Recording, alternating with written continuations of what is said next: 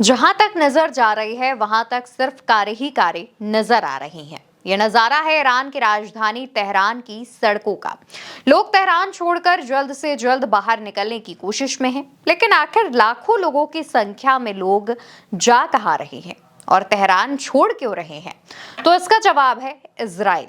दोस्तों, इजराइल ने जब ईरान पर हमला किया तो ईरान में कई लोगों की मौत की बात सामने आई। इसके बाद ईरान ने इसका पलटवार किया, जिसमें इजराइल में कई मौतें हुई। लेकिन इसके बाद जब इजराइल ने अटैक किया तो ईरान की राजधानी तेहरान को निशाना बनाया, जहां पर ज्यादा संख्या में सिविलियंस रहते थे। एक तरफ इजरायली प्रधानमंत्री नेतन्याहू कहते हैं कि वो आम नागरिकों को निशाना नहीं बना रहे हैं, तो वहीं दूसरी तरफ वो राजधानी तेहरान में हमला करके खुद अपनी बात को झूठा साबित कर देते हैं। इसलिए लोग तेहरान छोड़कर जल्द से जल्द बाहर निकलने की फिराक में हैं। हमले से बचने के लिए लोग ईरान के ग्रामीण इलाकों की तरफ भाग रहे थे, लेकिन सड़क पर भारी जाम की वजह से फंस गए। जहां तक आपकी नजर जाएगी वहां तक आपको सिर्फ कारों का काफिला ही नजर आएगा। और ये जो तस्वीर है वो सिर्फ रात की ही नहीं है, बल्कि दिन में भी कुछ ऐसा ही हाल नजर आ रहा है। दूसरी तरफ कई ऐसे दावे भी किए गए जहां पर पेट्रोल पंप के बाहर भारी संख्या में लोगों की भीड़ इकट्ठा दिखी। लोग ज्यादा से ज्यादा संख्या में पेट्रोल पंप पर पहुंचकर अपनी गाड़ियों में पेट्रोल भरवा रहे थे। तो वहीं मीडिया रिपोर्ट्स में दावा किया गया कि ईरान के supreme leader Ayatollah Khamenei bunker में है। ईरानी सरकार लोगों के डर को दूर करने की कोशिश कर रही है। ईरानी सरकार के प्रवक्ता ने सरकारी टीवी को बताया कि ईरानी लोग इजरायली हमलों के दौरान मस्जिदों और स्कूलों में शरण ले सकते हैं, साथ ही मेट्रो सिस्टम में भी शरण ले सकते हैं, जो हर समय अब आम नागरिकों के लिए खुला रहेगा।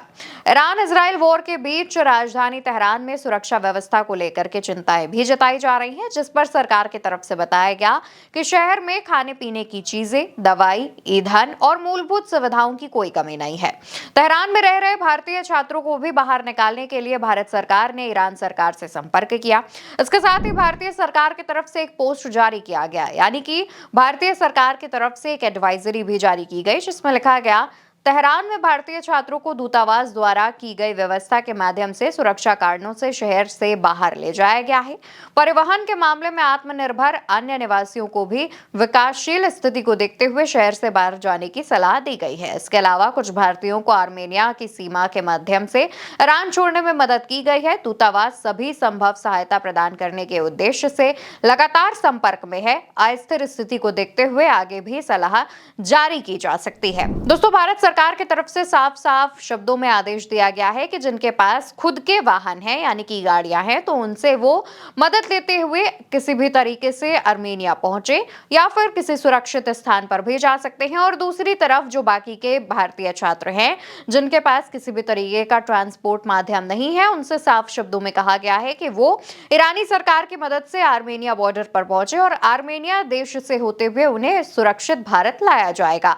और इसके अलावा अगर कोई दिक्कत परेशानी होती है तो एक दूसरी नोटिफिकेशन भी जारी की जा सकती है। हालांकि दूसरी तरफ भारत सरकार की तरफ से लगातार जो हेल्पलाइन नंबर है वो भी जारी किया जा रहा है, जिस पर भारतीय छात्र जो ईरान में रह रहे हैं वो संपर्क करके वहां से मदद ले सकते हैं। लेकिन इसी के बीच सबसे ज्यादा चौंकाता है डोनाल्ड ट्रंप का बयान, जिसमें ट्रंप लिखते हैं, ईरान को वो डील साइन कर लेनी चाहिए थी जो मैंने उनसे कही थी। इंसानी जिंदगियों के नुकसान का अफसोस है। मैं साफ साफ कहता हूं कि ईरान को न्यूक्लियर वेपन हासिल नहीं करने देंगे। मैंने बार बार यही कहा है, सभी को तुरंत तेहरान खाली कर देना चाहिए।